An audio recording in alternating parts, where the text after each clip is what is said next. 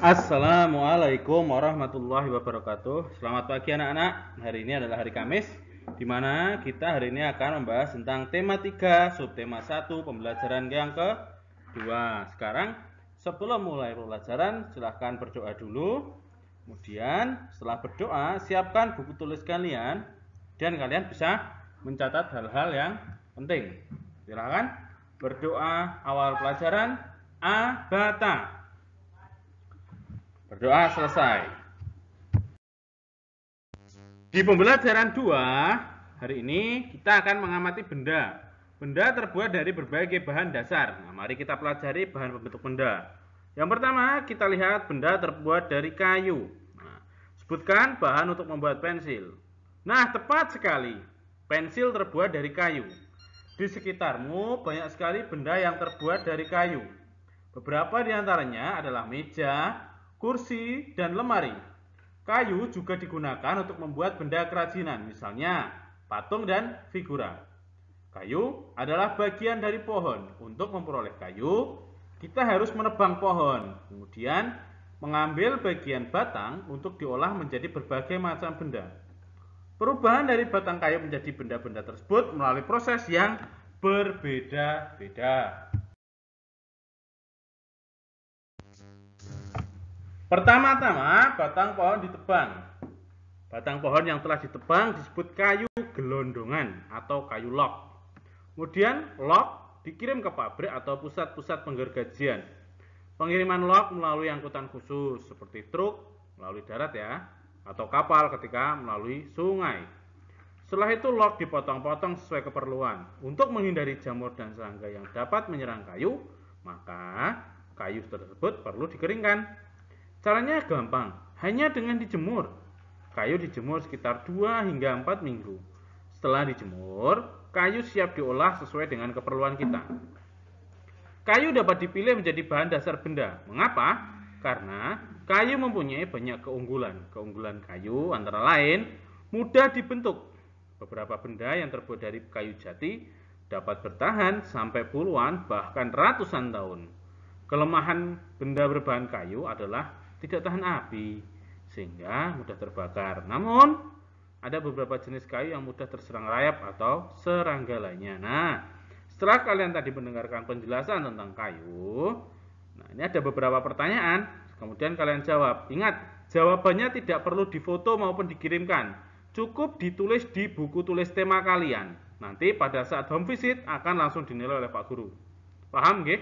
Nah, nomor 1, berapa lama waktu yang dibutuhkan untuk pengeringan kayu? Dan yang kedua, apa keunggulan benda yang terbuat dari kayu? 3, apa kelemahan benda yang terbuat dari kayu? Dan yang keempat, tuliskan contoh-contoh benda yang terbuat dari kayu. Setelah semua itu selesai, kalian kan telah membaca cara mengolah kayu. Kayu diolah menjadi bahan-bahan yang dapat dipakai sehari-hari. Nah, kalian tuliskan dan lengkapi gambar bagaimana pembuatan benda dari kayu tadi berdasarkan bacaan tadi. Ingat, videonya bisa diulang-ulang agar lebih jelas.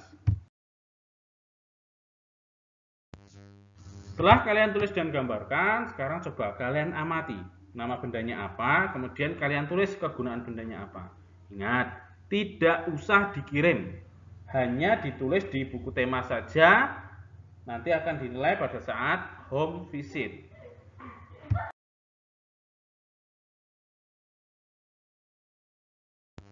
Fungsi hutan antara lain untuk menyerap air hujan. Hutan menyimpan air hujan tersebut dalam jumlah yang cukup banyak. Namun, ketika hutan digunduli, membuat aliran air terganggu. Hal ini menyebabkan air menggenang dan akhirnya terjadi banjir yang mengalir ke pemukiman penduduk. Kebutuhan benda dari kayu yang terus meningkat mengakibatkan kebutuhan akan bahan kayu terus meningkat. Setiap tahun banyak pohon yang ditebang untuk mendapatkan kayu. Terkadang ada sekelompok orang yang menebang pohon tanpa izin. Kegiatan ini disebut juga dengan penebangan atau pembalakan liar. Semakin lama jumlah pohon di hutan semakin berkurang. Nah, selain itu, bab ini kita akan bahas tentang musyawarah. Apakah itu musyawarah? Musyawarah itu bertujuan membahas bersama suatu masalah dengan tujuan mencapai keputusan bersama untuk menyelesaikan masalah tersebut. Desa Siti banyak penebangan liar. Bagaimana cara mengatasinya? Kemudian apa yang terjadi jika penebangan liar tidak dihentikan? Dan yang ketiga, bagaimana cara mengembalikan hutan seperti semula? Karena kita tidak bisa bermusyawarah di kelas, maka ini kalian kerjakan sendiri ya.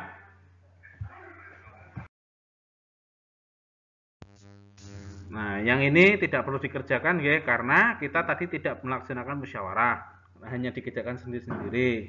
Yang ini tidak perlu dikerjakan, tapi hanya kalian tahu saja bahwa musyawarah itu merupakan salah satu cara untuk mencari keputusan bersama.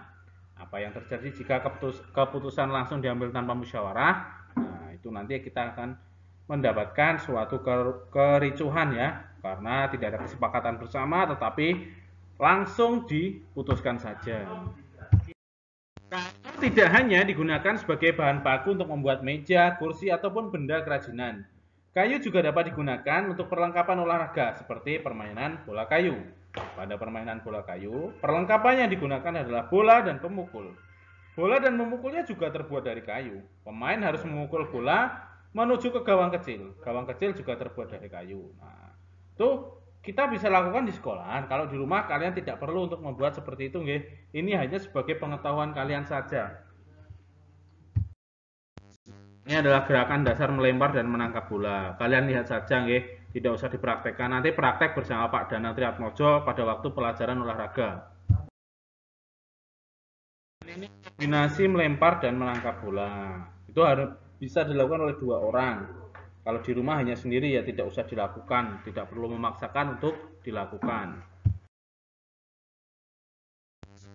Terima kasih untuk pembelajaran hari ini telah selesai. Untuk tugas-tugasnya Pak Horul ulangi kembali, tidak perlu difotokan dan dikirim, tetapi ditulis saja di buku tema, nanti akan dinilai pada saat home visit.